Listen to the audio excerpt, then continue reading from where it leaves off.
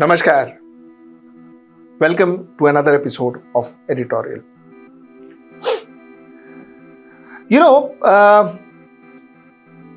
Bharatiya Janata Party came to limelight, became the dominant Indian political party from 2014 to 2024 based on communalism.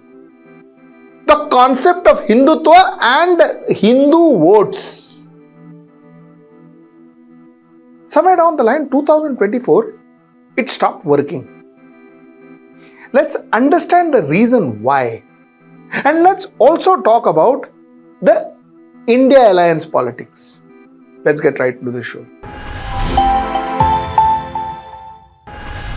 So like I said, and we have been saying this for some time now, that the Hindutva concept has stopped working the way it worked in 2014. I'm not saying it has completely stopped working, but the way it worked in 2014, it has stopped working. And the proof of that is also that nowadays, Bharatiya Janata Party, like it used to, doesn't focus full time into Hindutva. They have their fringe leaders here, there. They have placed them correctly to talk about Hindutva and to talk about communal hatred when they need, when it is close to elections. But they have defocused themselves from the core Hindutva agenda. Today, the flair is of freebies. We'll come to that. If we have to statistically analyze as to why has a Hindu stopped voting on just by saying Hindutva, Hindu khatre mein, why has a normal Hindu stopped voting? I will try and talk to you some statistics here. And that's the topic for today. We will also talk about caste politics and then we will spend some time freebie politics. So hum sab cover karenge. ठीक है? So let's start with why a Hindu has stopped completely believing in Hindutva politics. You see, while the whole world, Bharatiya Janata Party at one point in time was not bothered about minorities, was not bothered whether a Muslim votes for it or not, was not bothered whether a Christian votes for it or not. They were only bothered about Hindutva. They knew that if they could collect Hindutva, especially if they could collect Hindu youth, that was good enough for them. That was good enough for them to win. But somewhere down the line, if you see, the Hindu started realizing कि यार ये हिंदुत्व तो ठीक है, हिंदू को क्या मिला? Finally, Hindu को क्या मिला? Let me take you through some statistics. Labor participation rate. Labor participation rate in 2016-2017, Hindu was 46.6%. Hindu was 46.6%. 2023-2024, the labor participation rate, Hindu is 40.53%, has come down by almost 6.6%. So, end of the day, Hindu Rashtra and all that, very good, but Hindu ko kya mil raha hai? The labor participation rate has come down.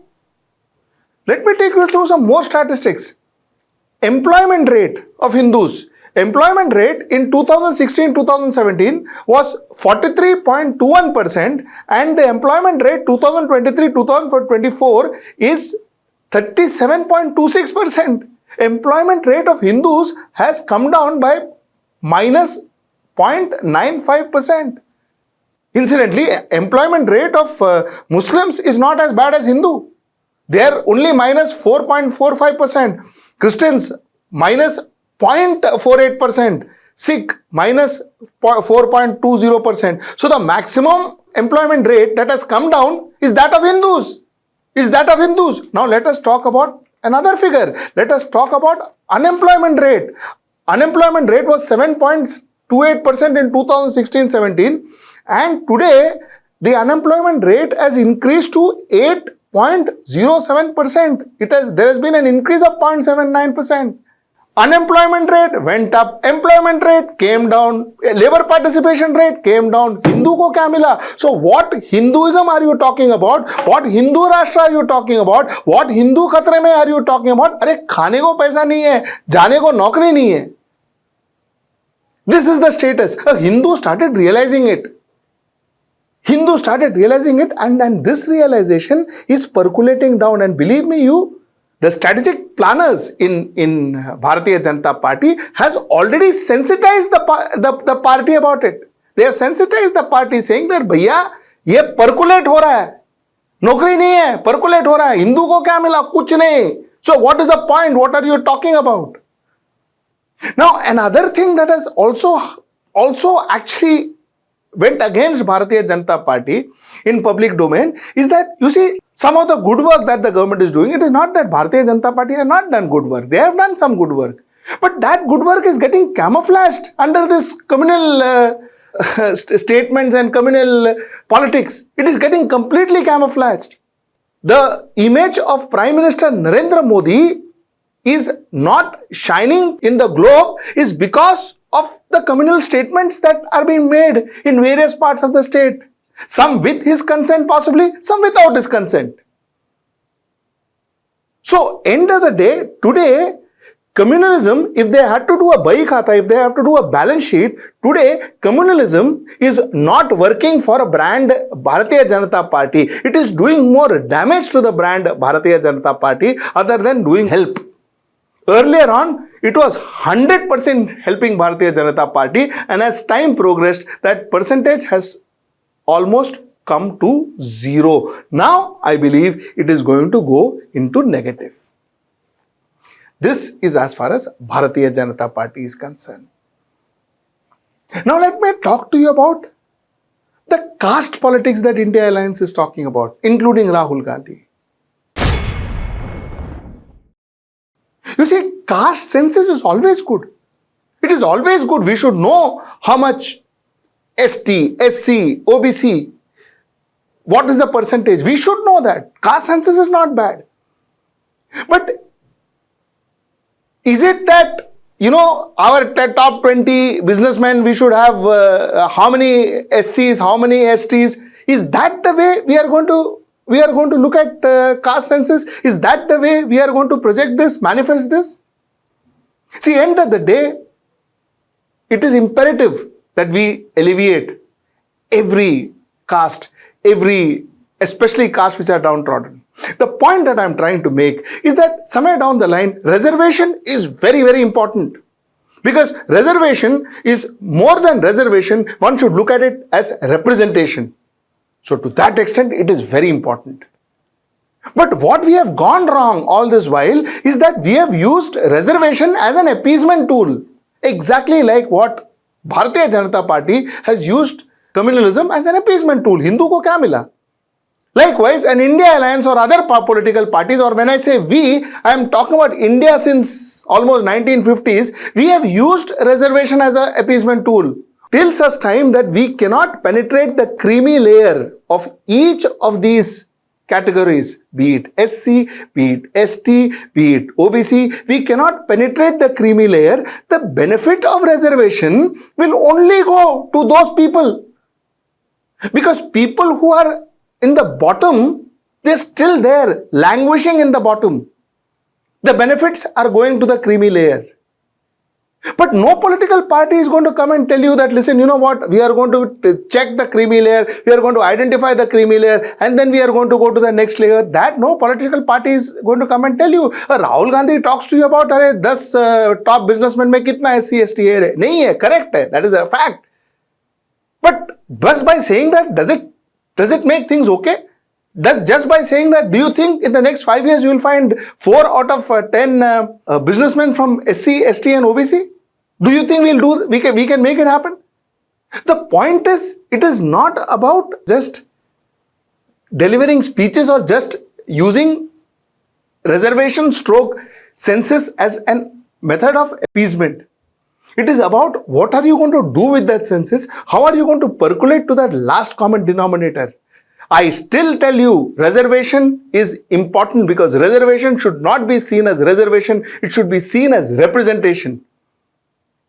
Every community, every caste should have representation, should get an opportunity to administer this country, should get opportunities to premium colleges. It should be seen as representation more than reservation. You see, communalism was bad. Casteism is bad. Caste census is not. Reservation is not. If it's done well, it will help the community. But what is coming through now is freebieism, which is worst for our country, worst, as bad as communalism for our country. And unfortunately, every political party in this country is going after freebieism today.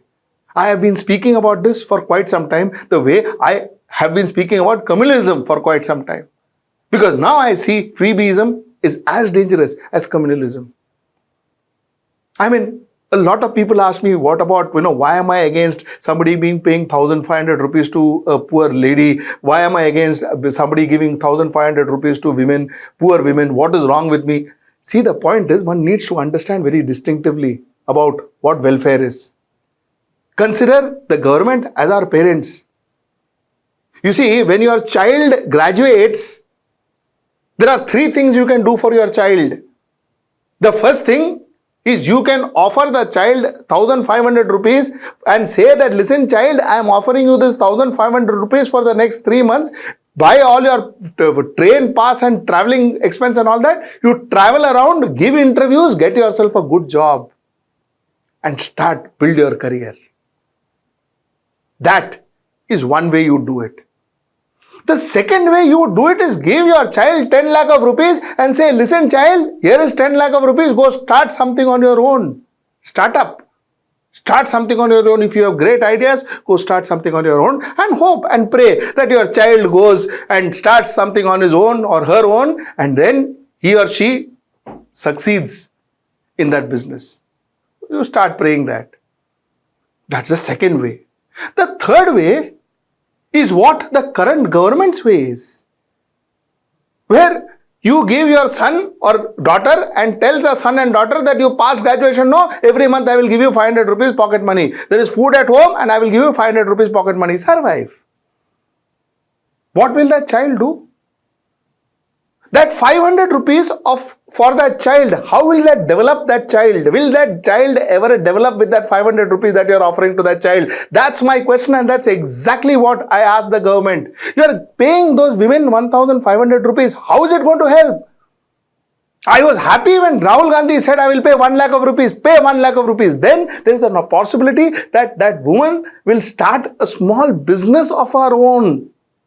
She may start a small business of her own, a small entrepreneurship of her own, with which she can fend her family, get that income, get her own income, maybe much more than 1,500 rupees a month. And it will be her own income with her own effort. She will value add to the country other than she depending on the country's resources for her survival. You are not only giving her an employment, you are giving her self-respect. The freebie culture of giving this 500 rupees every month and say survive is only going to degenerate our population. It is only going to degenerate our economy.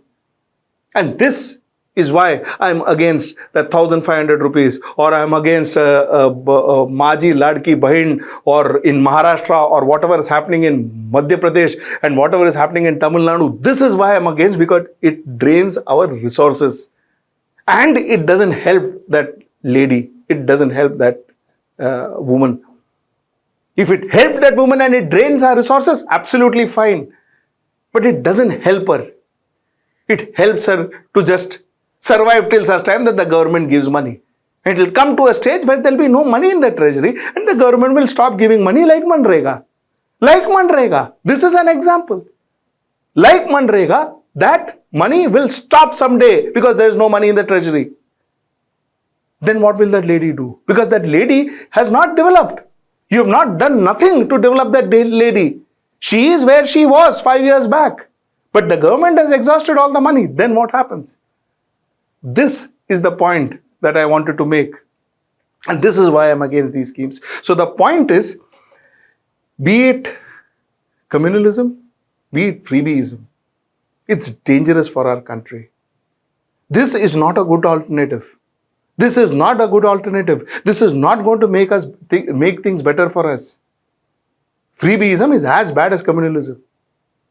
Casteism per se is not correct, but caste census and identifying caste percentages and ensuring that they get representation and ensuring that development good, but then it has to be a concrete planned effort.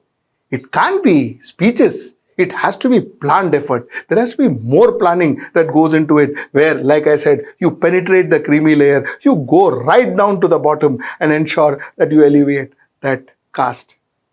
That's the point I wanted to make. Till I see you next time. That's tomorrow at 10. Namaskar.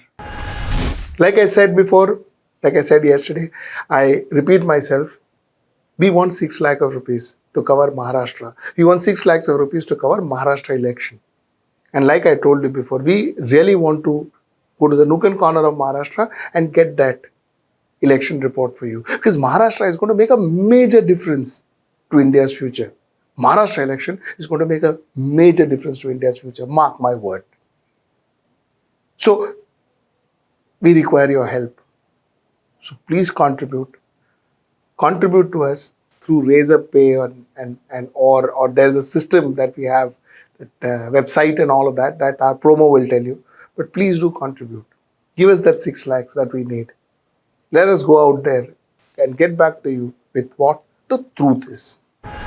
2019, the year that changed Maharashtra politics forever. मी देवेंद्र गंगाधरराव फडणवीस ईश्वर साक्ष शपथ घेतो की मी अजित अनंतराव पवार गांभीर्यपूर्वक दृढकथन करतो की मी उद्धव बाळासाहेब ठाकरे ईश्वर साक्ष शपथ घेतो की श्री एकनाथ शिंदे साहेब यांना भारतीय जनता पार्टी समर्थन देईल आणि श्री एकनाथ शिंदे हे मुख्यमंत्री होतील. मी एकनाथ संभाजी शिंदे ईश्वर साक्ष शपथ घेतो की मी अजित अनंतराव पवार गांभीर्यपूर्वक दृढकथन करतो की Now, as Maharashtra gets set for the 2024 assembly elections, we believe that we have the infrastructure, we have the know-how, we have the experience of covering Maharashtra. We want to cover the Maharashtra elections. what are the issues on the minds of the voter? Can sitting Chief Minister Eknath Shinde defend his turf with the BJP and Ajit Pawar by his side? Or will the legacies of Thakres and Pawar prevail? What role will Manoj Jarange Patil, the face leading the Maratha agitation, play? Now, for us to cover the Maharashtra elections, we need some funds, we need some money. We need around 5 to 6 lakh of rupees. I would urge our patrons, I would urge our viewers who appreciate our work, viewers who think we are worth that, I would urge you to contribute. I would urge you to contribute to this venture. Give us that 6 lakhs so that our journalist can go to nook and corner of Maharashtra, find out exactly what the problem of Maharashtra is. Log on to our website hwnews.in, click on the subscribe us button, select an amount you wish to contribute and support independent journalism. Stay ahead with our cutting-edge news app. Instantly access the latest shorts in just 1 minute and breaking news in just 50 words. Download now for a smarter, faster news experience.